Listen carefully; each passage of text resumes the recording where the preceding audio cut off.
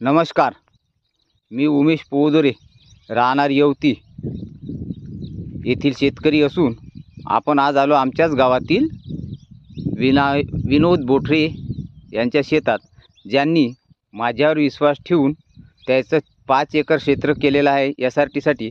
त्याची पहिली जमीन दाखवतो तुम्हाला. ही जमीन पूर्ण पानबसन आहे. खरीपामध्ये इथं कोणतंही पीक होत नाही. तो अल्पभूधारक शेतकरी असून गरीब परिस्थितीतला शेतकरी आहे. मित्र आहे माझा. फक्त त्यानं माझ्यावर विश्वास ठेवून इथं SRTचा प्रयोग करायला लावला आणि प्रयोग करताना त्याला एवढं सांगितलं, फक्त कर, तुझं जर उत्पन्न झालं नाही तर ते जिम्मेदारी माझी. आज त्याची परिस्थिती बघा पिकाची. या जमीन पाहाल तुम्ही, पुरा हिरवा हिरवा तण आलेला आहे.